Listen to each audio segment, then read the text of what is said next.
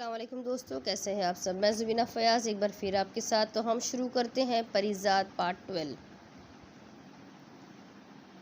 अगले रोज़ दफ्तर पहुंचा तो यूनिवर्सिटी से अहमद साहब पहले ही आए हुए थे और काफ़ी खफा भी लग रहे थे, क्योंकि मैं किसी न किसी बहाने उनकी तमाम तकरीबात के दावतनामे टालता आया था।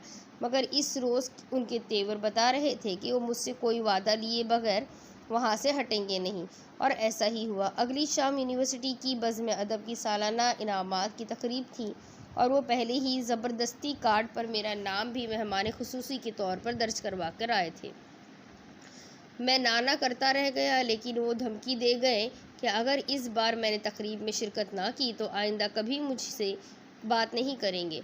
अब मैं इन्हें कैसे बताता कि इतने बहुत से लोगों के सामने स्टेज पर बैठने का और उनके सामने कुछ बोलने के ख्याल से ही मेरे पसीने छूटने लगते हैं। वही चुभती नज़रें जो मुझे अपने आर पार होती महसूस होती है, वही दबी दबी सरगोशियाँ, तंजिया मुस्कुराहटें। काश अहमद साहब मेरे इस दिल नाकारा की हालत समझ सकते, मगर ये हो ना सका। और अगले रोज़ ठीक शाम 5 बजे स्टेज के डाइस पर मेरा नाम पुकारा गया तो मैं नज़रें झुकाए माइक के सामने जा खड़ा हुआ।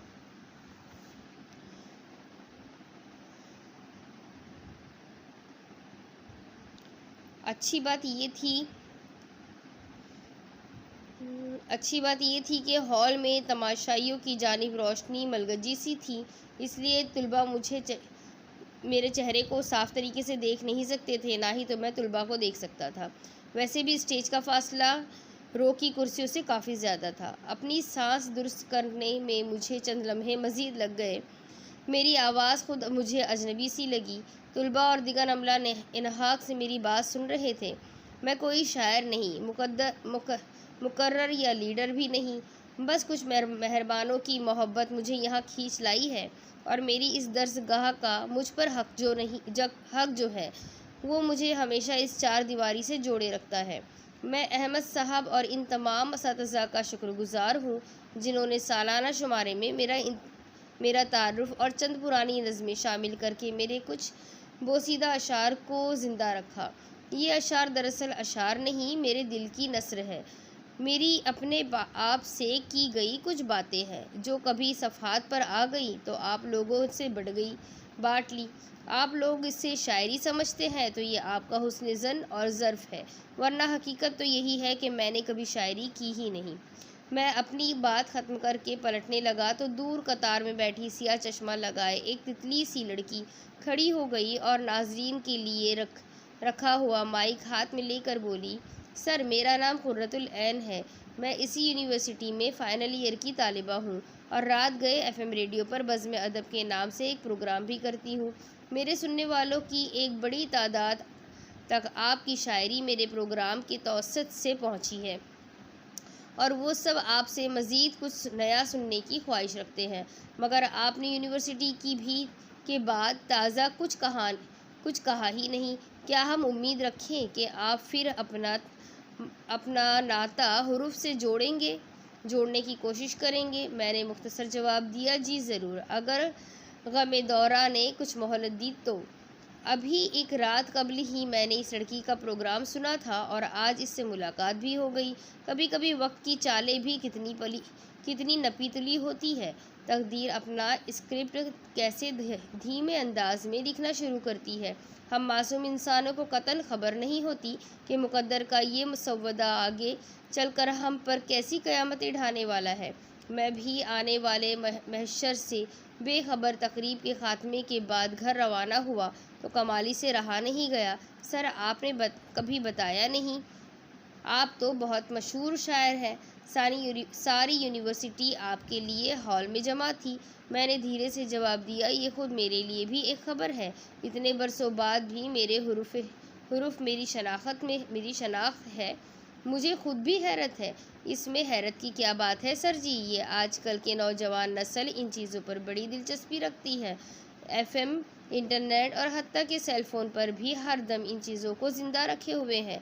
ये मीर, दर्द, गालिब और इकबाल को भी हमसे ज़्यादा जानते हैं और समझते हैं। बज़ाहिर बड़ी लाउबाली है ये नस्ल में, मगर अपने मतलब की चीज़ पढ़ती और सुनती है। चाहे किताब के ज़रिए या किसी और तरह। मैं चुप रहा। अरे हाँ, याद आया, वो एफएम के डीजे वाली लड़की ने आपका सेल नंबर मांगा था। रात को अपने प्रोग्राम में आपको बराह रास्त शिरकत की दावत देना चाहती थी। मैंने आपसे पूछे बिना उसे नंबर तो दे दिया है, मगर ख़ास ताकीद भी की है कि पहले आपसे खुद बात करके इजाज़त तलब कर ले। और फिर रात गए मेरे मोबाइल फ़ोन पर एक अजनबी नंबर जगमगाने लगा। तीसरी कॉल पर मजबूरन मुझे फ़ोन उठाना पड़ा। दूसरी तरफ वही थी। माफ़ कीजिएगा सर, शायद आपके मैनेजर ने आपको मेरी दरख्वास्त नहीं पहुंचाई। मैं डीजे एनी हूँ। मैं अपने प्रोग्राम में आपको लाइव कॉल पर मदऊ करना चाहती हूँ। हम आपके सिर्फ 10 मिनट लेंगे, अगर आपको कोई एतराज़ ना हो तो। मैंने कुछ लम्हे तौक़ुफ़ किया। मेरे पास कहने के लिए कुछ ख़ास नहीं है। क्या पूछना चाहती हो आप? वो ममनूनियत से बोली। कुछ आम से सवाल, आपकी ज़िंदगी के बारे में, आपकी कामयाबियों के बारे में, आपके अदब दोस्ती के बारे में। सुना है शहर की सभी बड़ी अदबी तकरीबात और मुस्तकिल के मंसूबे में आपका हिस्सा ज़रूर होता है। मैं ये सब कुछ अपने सामईन तक पहुंचाना चाहती हूँ। आपकी तरक्की का राज जानना चाहती हूँ। आमतौर पर अदब से जुड़े लोगों को ये माशरा मादरी तरक्की से बहुत दूर समझता है। अदीब शायर अमूमन मफलूकल हाल दिखाई देते हैं, मगर आपने सिर्फ ख़याली नहीं, हकीकी दुनिया को भी फ़तह कर दिखाया है। मैं ये सब बातें जानना चाहती हूँ। मैं उसकी बातें सुनकर अचंभे में पड़ गया। मगर आपको मेरे बारे में इतना सब कुछ कैसे पता है? वो हंस पड़ी, जैसे बहुत दूर किसी मंदिर में एक साथ बहुत सी घंटियाँ बज उठती हों। अहमद सर ने बताया, और फिर मेरे रेडियो प्रोग्राम की वजह से शहर की तकरीबन सभी बड़ी अदबी हस्तियों के साथ मेरी मुलाकात रहती है। सभी से आपके बारे में कुछ न कुछ सुनने को मिलता है। सच कहूँ तो लोग बहुत मुजस्सिस रहते हैं आपके बारे में। वो अपनी धुन की पक्की लगती थी। मेरे लाख टालने के बावजूद मुझसे अपने अगले रोज़ के प्रोग्राम के लिए कुछ मिनट लेने में कामयाब हो ही गई। और मैं अगले दिन तमाम वक्त इसी उलझन में मुब्तला रहा कि रात इसके साथ क्या बात करूँगा। मैंने तो बहुत ज़माना पहले खुद से बात करना भी छोड़ दी थी। शाम तक ये उलझन इतनी ज़्यादा बढ़ गई कि मैंने अपने पीए को एनी का वही नंबर मिलाने को कहा जो गुज़िश्ता रात मेरे मोबाइल पर जगमगाया था। पीए ने कॉल मिलाकर मेरी तरफ ट्रांसफ़र की तो दूसरी जानिब से इसकी बेयकीन और खिलखिलाती सी आवाज़ सुनाई दी। अरे सर, आप, कितना हसीन इत्तेफाक है। मुझे तो यकीन ही नहीं आ रहा कि आपने खुद मुझे कॉल की है। मैं अभी रात के प्रोग्राम की तैयारी ही कर रही थी। मैंने धीरे से कहा, आपसे एक दरख्वास्त करनी है। क्या हम गुज़िश्ता रात किए मुआहदे को कुछ दिन के लिए आगे बढ़ा सकते हैं, अगर मुमकिन हो तो? जी सर, क्यों नहीं, मगर कोई ख़ास वजह? पता नहीं, वजह शायद ख़ास है भी या नहीं। दरअसल मैं बहुत सी उलझन महसूस कर रहा हूँ। मुझे अपने बारे में बात करना कभी पसंद नहीं रहा। आप कुछ वक्त देंगी तो शायद मैं ख़ुद को तैयार कर पाऊँ, वरना मेरे लिए बहुत मुश्किल होगा। दूसरी जानिब कुछ देर के लिए खामोशी छाई। ठीक है सर, जैसे आपको मुनासिब लगे। मुझे आपकी ये बात बहुत अच्छी लगी कि आपने प्रोग्राम से काफ़ी देर पहले ख़ुद फ़ोन करके माजरत कर ली, वरना आम तौर पर बड़े लोग तो हमें इतला भी देना पसंद नहीं करते अपनी किसी गैर हाज़िरी की। मगर आपको ये वादा तो बहरहाल करना पड़ेगा कि आप जब भी ख़ुद को ज़हनी तौर पर तैयार कर पाएँ तो ये मुआहिदा ज़रूर पूरा करिएगा। मैं हंस पड़ा। हाँ, चले, वादा निभाने का एक और वादा सही। मेरी मुश्किल समझने का शुक्रिया। मैंने फ़ोन काट दिया, मगर कहीं दूर कोई दूसरी लाइन जुड़ रही थी। मेरा नादान दिल सब कुछ जानते बूझते हुए भी हर नतीजे से बेखबर फिर से धड़कना चाहता था, और मैं बड़ी सख्ती और बेरहमी से इससे सिर्फ एक ही बात सारी रात समझाता रहा कि कुछ दिलों का मुकद्दर सिर्फ 72 की गिनती पूरी करना होता है। वो कुछ और कल्ब होते होंगे जिनकी तकदीर में धड़कनें होती है। बड़े नादान हैं वो लोग जो अपने दिल के एक फ़र्ज़ को धड़कने से तशबीह दिए फिरते हैं, मगर ये दिल भला कब किसी की सुनता है? मुँह ज़ोर आज़ाद वहशी और जंगली घोड़े भला किसी लगाम के काबू में आते हैं? मेरा दिल भी बेलगाम होने को आया था। अगले रोज़ ना चाहते हुए भी मैं सारा दिन इसके फ़ोन का इंतज़ार करता रहा, और फिर शाम ढले जब थक हार कर मेरा बेचैन मन अपनी बेवकूफ़ी पर मुस्कुरा चुका। कुछ आराम पाने को था, तभी अचानक उसका फ़ोन आ गया। किस्मत की आँख मिचोली, वक्त का इंतखाब खूब चुनकर करती है, और फिर इन टेलीफोन कॉल्स का दौरानिया और तादाद बढ़ती गई। हम बहुत आम सी बातें करते थे, दिन भर की मसरूफियात की, शाम की चाय की, रात की चहलकदमी की, मगर ये बातें मेरे लिए कितनी ख़ास थी, ये सिर्फ मैं ही जानता था। उस दिन यूनिवर्सिटी की तकरीब वाली मुलाकात के बाद मेरी आज तक दोबारा कभी एनी से मुलाकात नहीं हुई थी, ना ही मैंने दोबारा कभी इससे मिलने की ख्वाहिश का इजहार ही किया था। ये टेलीफोन की आधी मुलाकात मेरे लिए किसी भी बलमशाफा मुलाकात से कहीं बढ़कर थी। मैं दोबारा एनी के सामने नहीं जाना चाहता था। इसने हाल में मुझे काफ़ी फासले से और मलगजे अंधेरे में देखा। मैं अपने और उसके दरमियानी अंधेरा हमेशा हायल रखना चाहता था। मुझे दिन और रोशनी में इससे मिलने की तमन्ना ही भला कब थी। मेरा बस चलता तो मैं अल्लाह से ये दुआ करता कि 24 घंटों में से दिन के 12 घंटों को भी रोशनी कशीद कर ले, क्योंकि मुझे उजाले कभी राज ही नहीं आते थे। अगले रोज़ मेरे स्टाफ ने खूबसूरत सजावटी कागज़ में पैक शुदा एक पार्सल मेरी मेज़ पर रख दिया। भेजने वाले पते में कुर्रतुल ऐन बुखारी का नाम दर्ज था। मैंने सबके जाने के बाद एहतियात से कागज़ की परतें खोली। अंदर से खूबसूरत सा नुमाइशी मुजस्समा बरामद हुआ, जिसे कमरे में कहीं भी शोपीस के तौर पर रखा जा सकता था। मैंने जल्दी से एनी का नंबर मिलाया। दूसरी जानिब से इसकी खनकती हुई आवाज़ उभरी। मैं जानती थी, सर आपका फ़ोन आता ही होगा। कैसा लगा तोहफ़ा मेरा? अच्छा, बहुत अच्छा, मगर मौका महल समझ नहीं सका मैं इस तोहफ़े का। आपने तकल्लुफ़ किया एनी। वो हंसी। अरे नहीं सर, बिल्कुल भी तकल्लुफ़ नहीं है, ये मेरा मशगला है। फ़ारिग वक्त में मैं मिट्टी और प्लास्टर ऑफ पेरिस से मुजस्समे बनाती हूँ। मेरी अपनी एक छोटी सी आर्ट गैलरी है मेरे घर के अंदर। बस वही ये मश्क जारी रहती है। कभी आप भी आइए ना, वक्त निकाल कर, मैं आपको अपना काम दिखाऊंगी। मैं बोलते बोलते अटक सा गया। हाँ हाँ, क्यों नहीं, मगर आप और क्या कुछ करती हैं? एक ही बार अपने सारे हुनर बता दे। कभी कभी हैरत और दर हैरत भी नुकसानदा साबित होती है दोस्तों के लिए। मेरी बात सुनकर वो शर्मा सी गई। नहीं नहीं, मुझे भला क्या हुनर होगा, बस वक्त काटने के बहाने तलाशती हूँ। बात आई गई हो गई, मगर मेरा भोला मन इस लड़की के हुनर का शिकार होता गया। दिल मोह लेना भी तो एक हुनर है, शायद दुनिया का सबसे बड़ा हुनर, और मैं इस कारीगरी से खुद को बचा नहीं पा रहा था। मगर फिर भी एक दिन हमेशा की तरह बनती बिगड़ने लगी। शाम ही से मेरी तबीयत अजीब बेचैन और उदास सी थी। मुझे एक बार फिर अपने आसपास सब कुछ बिना मकसद और बेफ़ायदा दिखाई दे रहा था। दिल को चुप सी लगी हुई थी कि अचानक एनी का फ़ोन आ गया। कहाँ गायब रहते हैं सर आप?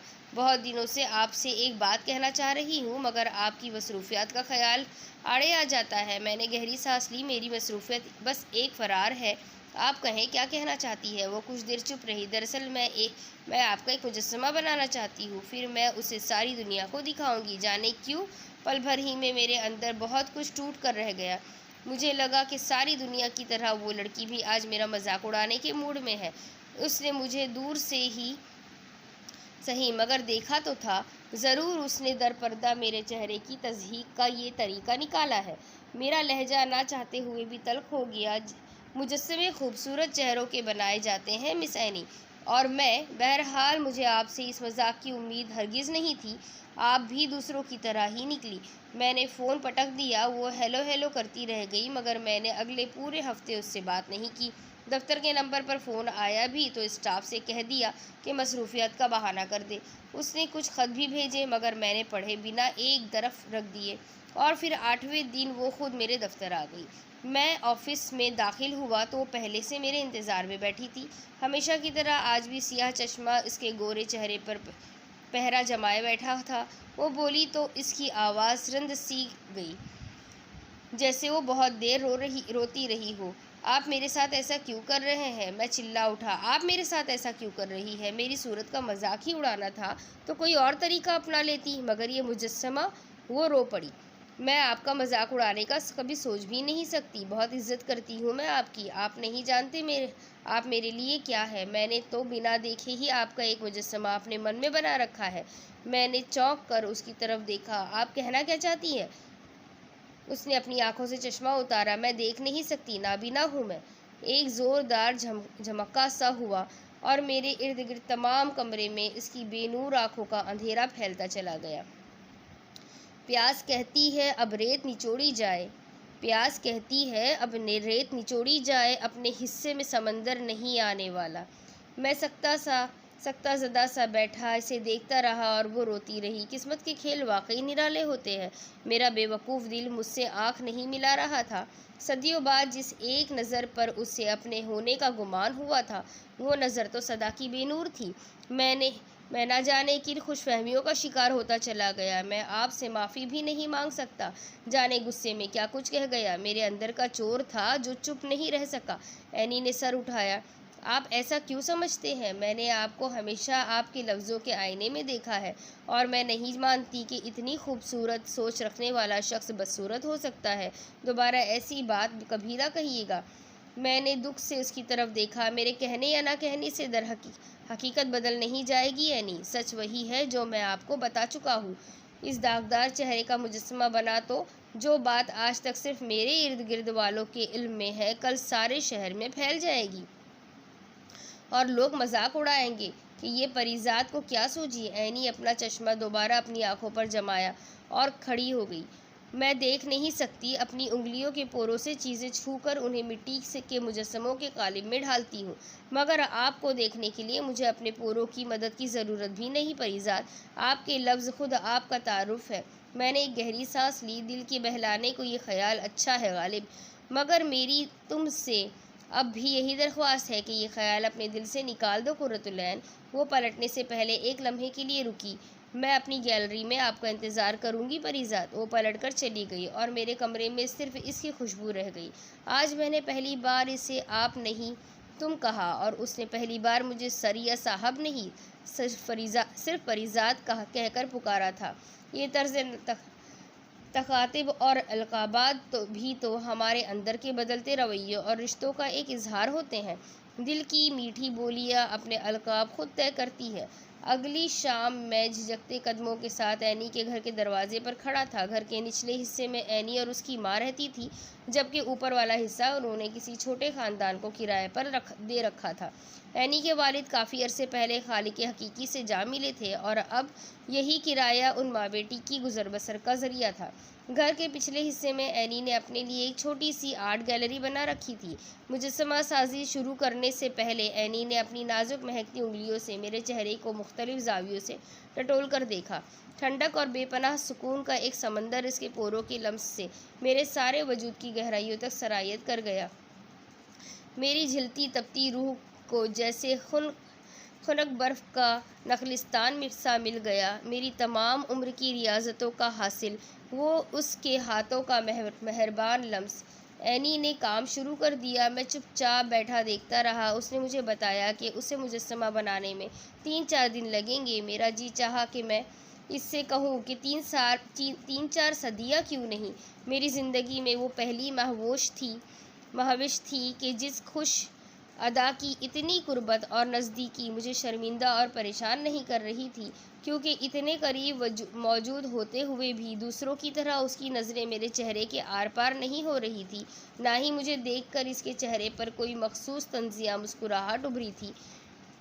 आम तौर पर जैसे ही कोई मेरी तरफ नज़र भर कर देखता, मेरी नज़र अगले ही पल खुद ब खुद झुक जाया करती थी। लेकिन एनी के कोमल चेहरे को घंटों देखते हुए मुझे ज़रा सी भी झिझक महसूस नहीं हो रही थी, क्योंकि मुझे इससे नज़र मिलने का डर ही नहीं था। कितनी बड़ी आज़ादी थी ये मेरे लिए, ये कोई मुझ जैसों से पूछे।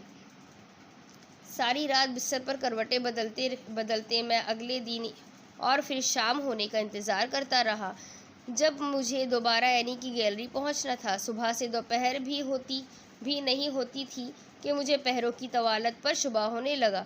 ये दिन को 4 पहरों में क्यों तकसीम कर दिया गया है? पहला पहर, दूसरा पहर, सह पहर और फिर शाम। क्या ज़रूरत थी भला वक्त को इतने हिस्सों में बांटने की? बस बस सुबह होती और शाम हो जाया करती तो कितना अच्छा होता। इस जैसे न जाने कितने मज़ीद बेसरोपा ख़यालात मेरे जहन में जाले बुन रहे थे, जब अचानक पीए ने इंटरकॉम पर मुझे बताया कि मैडम शहपारा मुझसे मिलने आई है। मैं शहपारा को अपने दफ्तर पर पाकर कुछ हैरान सा था। मेरे लिए वो आज भी वही पुरानी लुबना थी। वो कुछ परेशान दिखाई दे रही थी। मैं तुमसे एक दरख्वास्त करने आई हूँ परिजात। मेरा फिल्मी कैरियर सैयद रहमान की वजह से बर्बाद हो गया। मैं बहुत पीछे रह गई हूँ। क्या तुम मेरी सिफारिश किसी बड़े प्रोड्यूसर से कर सकते हो? बड़ी धाक है तुम्हारी शहर में। तुम कहोगे तो मैं फिर से अपने कदम जमाने में कामयाब हो जाऊंगी। मैंने उलझन से इसकी तरफ देखा, लेकिन मैं तो किसी बड़े प्रोड्यूसर से वाकिफ़ भी नहीं हूँ। लुबना वो मायूस हो गई। हाँ, ये भी ठीक है। जाने मैंने किस परेशानी में बिना सोचे समझे यहाँ चली आई। तुम्हारा कारोबार और फिल्मी दुनिया बिल्कुल जुदा है। वो वापस जाने के लिए पलटी। मैंने उसे आवाज़ देकर रोक लिया। ठहरो लुबना, तुम चाहो तो मैं खुद तुम्हारी फिल्म में सरमायाकारी कर सकता हूँ। कितने में बन जाती है एक मियारी फिल्म? वो खुशी से बेयकीन हो गई। सच? तुम खुद प्रोड्यूस करोगे मेरी फिल्म? वाह, इससे अच्छी बात भला और क्या हो सकती है। मगर इस कारोबार में आजकल कुछ नुकसान का ज़्यादा खतरा रहता है परिजात। मैं डरती हूँ कहीं तुम्हारी रकम ही ना डूब जाए। तुम्हें कोई तजुर्बा भी है तो नहीं है फिल्म प्रोडक्शन का? मैंने मुस्कुराकर उसकी जुल्फ़े परेशान के खम को देखा। चलो, इसी बहाने रकम डूबने का कीमती तजुर्बा तो हासिल हो जाएगा ना। तुम्हारी फिल्म के बदले ये तजुर्बा ही सही। वैसे भी मैंने सुना है कि फिल्में दिल से बनाई जाती है, दिमाग से नहीं। तो फिर दिल की सौदों में नफ़ा व नुकसान की फ़िक्र भला कैसी? दिल का मलवट होना ही खसारे की निशानी है। लुबना की आंखें भर आई और इसने फरते जज्बात में मेरा हाथ पकड़ लिया। नहीं, मैं तुम्हारा नुकसान नहीं होने दूंगी परिजात। मैं बहुत मेहनत करूंगी, बहुत ज़्यादा। मेरी ज़िंदगी सबसे यादगार परफॉर्मेंस होगी इस फिल्म में। मेरे पास एक कहानी है। अगर तुम्हें पसंद आ गई तो मैं राइटर से कहानी पर काम करने का कह दूंगी।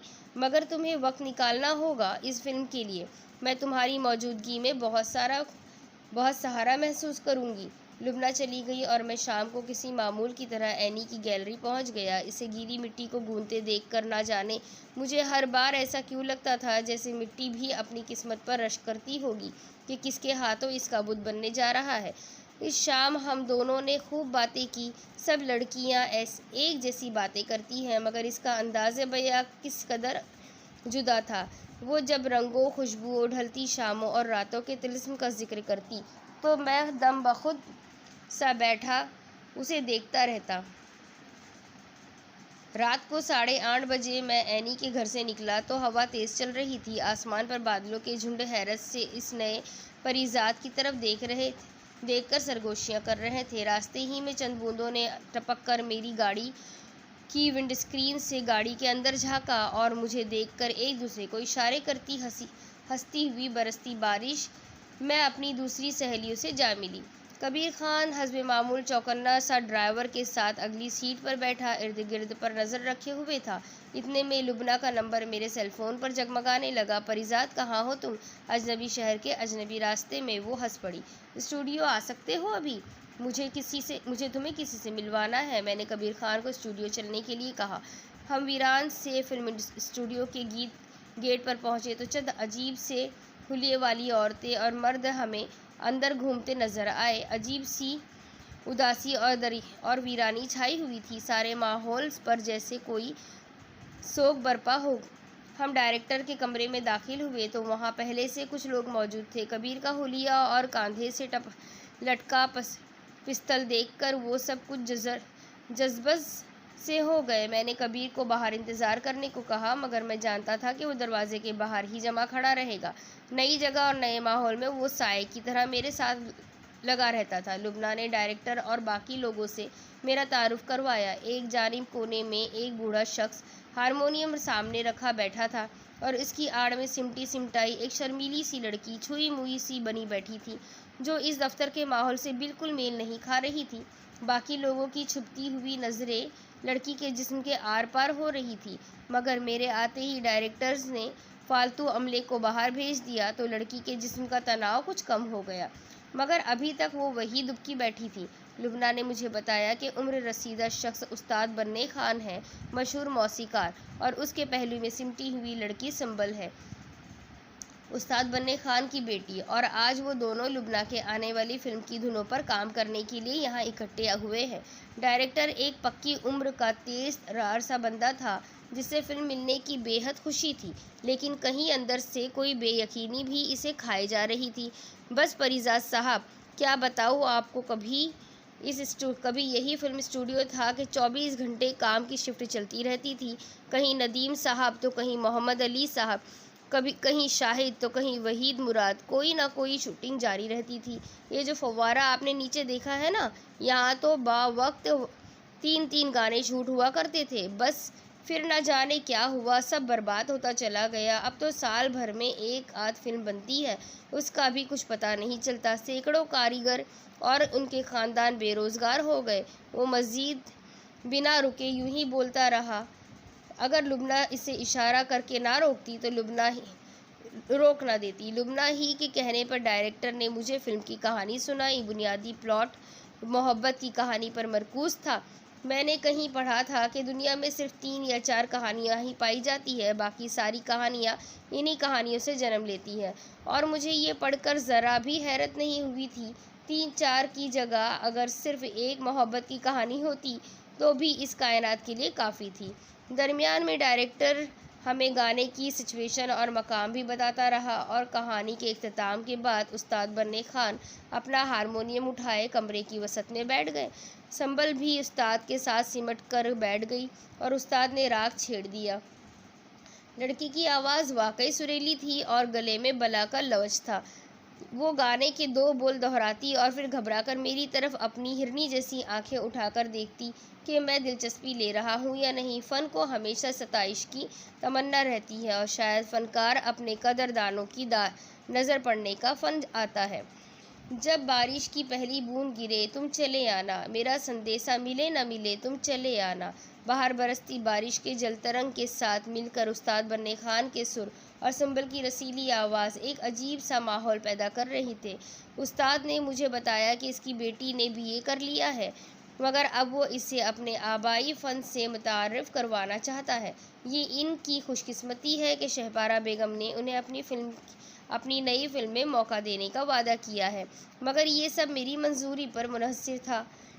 उस्ताद कसरे नफसी का पीकर था और इसकी बेटी की खस्ता हाली और इन दोनों की हालत भी पूरी तरह बयान कर रही थी। मुझे वो एक वज़ादार शख्स लगा जिसे यकीनन किसी बहुत बड़ी मजबूरी ने यूँ बेटी को फिल्म इंडस्ट्री के माहौल में बतौर गुलकारा मुतारिफ़ करवाने पर उकसाया होगा।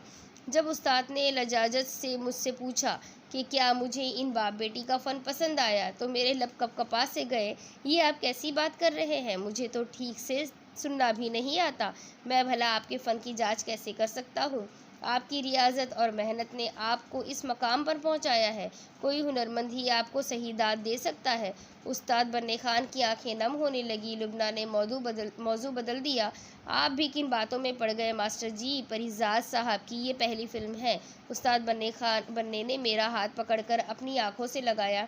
हाँ, पर अदब वाले हैं, शायद इसीलिए आज इस मुकाम पर है। मैंने लुबना से दबे लफ्ज़ों में दोबारा कहा कि वो फिल्म से मुतालिक तमाम फ़ैसलों की मुख्तार है, मुझे इन बखेड़ों से दूर ही रखें। मगर वो नहीं मानी और अगली रात के लिए फिर से फिल्म की दूसरी बैठक रख दी गई। हम लोग चाय पीकर रुखसत हुए तो गेट के करीब मैंने उस्ताद बन्ने खान और संबल को सड़क के किनारे इंतज़ार करते देखा। मैंने शीशा नीचे करके पूछा तो पता चला कि रिक्शे टैक्सी के इंतज़ार में खड़े हैं। इनके लाख इनकार के बावजूद मैंने उन्हें गाड़ी में बिठा लिया। बारिश तेज़ तर हो चुकी थी। हमारी गाड़ी अंदरून शहर की चंद तारीक गलियों से होती हुई एक पुराने मोहल्ले की बोसीदा सी लकड़ी के भापनुमा गेट पर जा खड़ी हुई। उस्ताद ने बहुत इसरार किया कि मैं एक कप चाय पीकर जाऊं, मगर मैंने माजरत कर दी। इसकी बेटी ने भी दबे लफ्ज़ों में मुझे घर आने का कहा। मैंने फिर कभी आने का वादा कर लिया। वो दोनों हमारी गाड़ी निकलने तक वहीं खड़े रहे। अगली शाम मैं ठीक 4 बजे एनी की गैलरी में उसके सामने बैठा था, जैसे एक पढ़ाकू बच्चा ठीक वक्त पर अपनी जमात में पहुंचकर सबक सुनाने के लिए अपनी बारी का इंतज़ार करता है। मैंने एनी को फ़िल्म के बारे में बताया तो वो खुशी से चिल्लाई, फ़िल्म, वाह परिजाद, मैं आपकी फ़िल्म की आर्ट डायरेक्टर बनूंगी। सारी सजावट मेरे तय करदा होगी, हर सीट पर मेरी बनाई हुई मूर्तियाँ होगी, ठीक? हाँ हाँ ठीक है, मगर पहले मेरा मुजस्समा तो मुकम्मल कर दो, कहीं इस फिल्म के झमेले में हमारा काम ही ना रह जाए। वो मेरी बात सुनकर ज़ोर से हंस पड़ी। सन्नाटे में यकलख्त बहुत से झरने फूट पड़े हों। मैं सहरज़दा सा बैठा इसे काम करते देखता रहा। ज़िंदगी बस इसी दौरानिए का नाम होती तो कितना अच्छा होता, मगर हर अच्छे वक्त की तरह ये पल भी पल भर में कट गए और मुझे उठना पड़ा। वापसी पर मैंने ड्राइवर को गाड़ी स्टूडियो की तरफ मोड़ने का कहा तो कबीर ने अपने चेहरे के तासुरात छुपा नहीं पाया। साहब इजाज़त दो तो एक बात बोले। मैंने चौंक कर उसे देखा। हाँ हाँ बोलो। वो अगली सीट पर अपनी जगह बैठे बैठे ज़रा सा कसमसाया। साहब, ये फिल्म स्टूडियो का इलाका महफूज नहीं है, हज़ार दोस्त हज़ार दुश्मन होता है बंदे का। मैंने चौंक कर कबीर की तरफ देखा। वो तभी अपनी ज़बान खोलता था जब उससे ज़रूरत महसूस होती थी। मैं जानता था कि मेरी वजह से शहर में बहुत सौ की तरक्की रुक चुकी थी। हर बड़ा टेंडर मेरे नाम ही खुल रहा था। मेरी दौलत का मकनातीस अपने जोबन पर था, जो माया का कोई भी ज़र्रा अपने से दूर जाने नहीं देता था। और यकीनन ये बात बहुत सौ को खलती भी होगी। गाड़ी स्टूडियो के अहाते में दाखिल हुई तो हस्ब मामूल चंद आवारा कुत्तों ने हमारा इस्तकबाल किया। डायरेक्टर के कमरे में नशिस्त जमी हुई थी। उस्ताद बनने और सुंबल ने तैयार करदा धुनों पर कुछ गीत गुनगुनाए, मगर मुझे शायरी कुछ आमियाना सी लगी। लुबना ने मेरी बेचैनी भाप ली। परिजाद, तुम खुद क्यों गीत नहीं लिखते अपनी फिल्म के लिए? सुंबल ने शायरी के जिक्र पर चौंक कर मेरी तरफ देखा। मैंने जल्दी से नफ़ी में सर हिलाया। नहीं, मुझे फ़िल्मी शायरी का बिल्कुल तजुर्बा नहीं है। बेहतर है कि हम किसी मुस्तंद फ़िल्मी शायर से गीत लिखवा लें। सुंबल ने अपने बाप की तरफ देखा और झिझक कर बोली, अगर आप लोग इजाज़त दें तो हमारे मोहल्ले में ही एक बहुत अच्छे शायर रहते हैं। दुनियादारी से नाता नहीं, मगर ज़रूरतमंद भी हैं। हो सके तो। कहते कहते चुप हो गई। डायरेक्टर ने मुंह बनाया, देख लेंगे उसे भी। कौन सा साहिर लुधियानवी या मजरू सुल्तानपुरी छुपा बैठा है उसके अंदर? लुबना शायरी में देर की वजह से कुछ परेशान सी दिखाई दे रही थी। मैंने बन्ने खान से कहा कि हम अभी चलकर मिल लेते हैं उस शायर से। डायरेक्टर बौखला सा गया। अरे क्या बात करते हैं सर जी, आप क्यों जाएंगे? वो खुद आएगा यहाँ। मैंने सुनी अनसुनी कर दी। हम स्टूडियो से बाहर निकल रहे थे कि अचानक चंद लोग शाहजी कहते हुए एक खुश लिबास शख्स की तरफ लपके। उस्ताद बन्ने खां भी आगे बढ़कर सलाम किया। वो शख्स बहुत गर्मजोशी और इज़्ज़त से बन्ने खान से मिला। गाड़ी आगे बढ़ी तो बन्ने खान ने मुझे बताया, ये सैयद नूर साहब है। पाकिस्तान की फ़िल्म इंडस्ट्री अब बस इन्हीं के दम कदम से कायम है। आजकल बड़ी अच्छी फ़िल्म बना रहे हैं मजाजिन। गाड़ी बन्ने खान के अंधेरे मोहल्ले से पहुंची तो मैं भी बाप बेटी के साथ नीचे उतर आया।